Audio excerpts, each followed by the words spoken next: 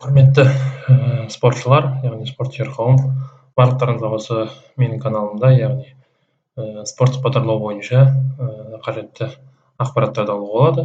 Бұндай видеороликті жүргізуге, ол яғни осы YouTube әлеуметтік желісінде ешқандай ақпараттың жоқтығы себеп болып отыр.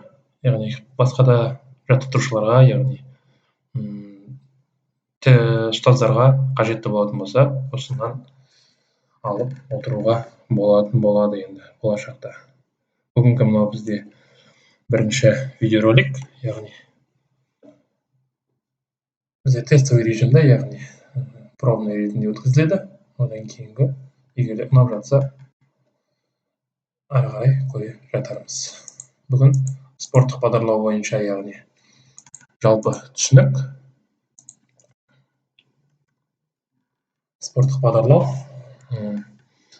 бағдарлау, яғни бұл қатысушының картаның және де компастың көмегімен жергілікті жерде орналасқан бақылау пункттері арқылы белгісіз бір қашықтықты өту тиіс спорттың түрі.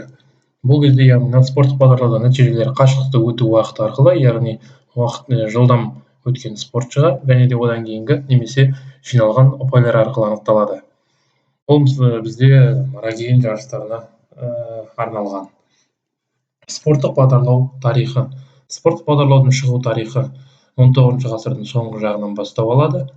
Ең алғашқы спорттық бағдарлау жарысы 1897 жылы 31 қазан күні Осло қаласында, Норвегияның өткізілген жарыс болатын.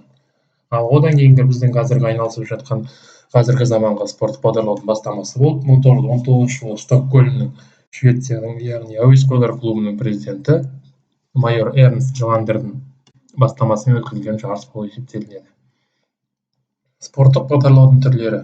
Яғни спорттық бағдарлаудың түрлері бізде біріншісі ол жазғы спорттық бағдарлау, яғни жүгіру арқылы, одан кейінгі шаңғымен спорттық бағдарлау, қысқы спорттық бағдарлау, одан кейінгі велосипедпен, яғни вело бағдарлау, және де торпақпен, яғни мүгедектерге мүмкіншілігі шектеулі жандарға арналған бағдарлау түрі болып саналады. Ұзақтығына байланысты спорттық бағдарлау 3 түрге бөлінеді, яғни біріншісі орта қашықтық, ұзақ қашықтық және де спринт қысқа қашықтық болып саналады. Бұл қашықтықтардың да өзінің ішінде топшаларға бөлінеді, яғни қысқа қашықтық спринттің өзі мысалға микроспринт, суперспринт, лабиринт қашықтығы сияқты тағы да басқа. Бірақ негізі спорттық бағдарлаудың ең пайда болғандағы ең бірінші қашықтығы ол орта қашықтық, яғни классика қашықтығы деп те атай береді.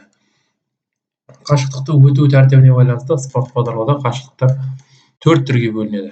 Біріншісі ол берілген бағыт бойынша, екіншісі таңдау бойынша, үшіншісі маркерленген қашықтық, яғни спортшыға карта беріледі. Картада тек сөре көрсетілген және де жергілікті жерде орналасқан маркердің көмегімен жүре отырып, жергілікті жерде орналасқан бақылау пункттерін картаға енгізуі тиіс.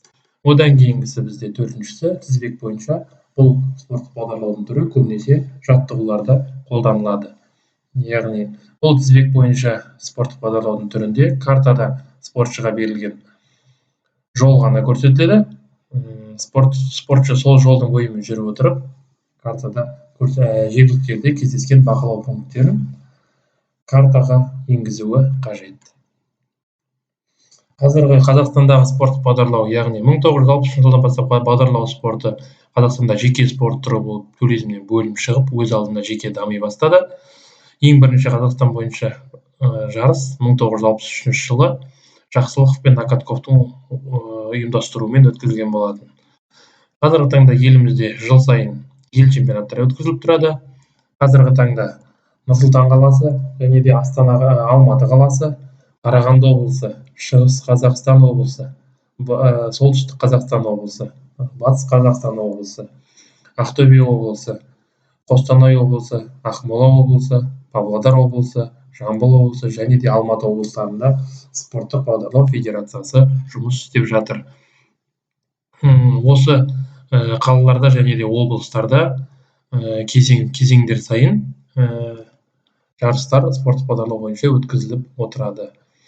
2018 жылдан бастап Қазақстанда, яғни спорттық бағдарлауды 2 түрге бөлу шешімі қабылданған болатын. Яғни ел чемпионаттары орманды және де қалалық спорттық бағдарлау бойынша жеке-жеке өткізілетін болып шешілген болатын. Содан бері бізде орман спорттық бағдарлау чемпионаттары, яғни Қарағанды облысында Қарқаралы қаласының жері орманды саябағында, яғни ұлттық паркте, одан кейінгі Бурабай қаласындағы, Ақмола облысындағы Щучинск қаласында, және де Шығыс Қазақстан облысы Тайынты тауларында, Шыбындыкөл аумағында, және де Алматы қаласындағы Талғар шатқалдарында өткізіліп отырады.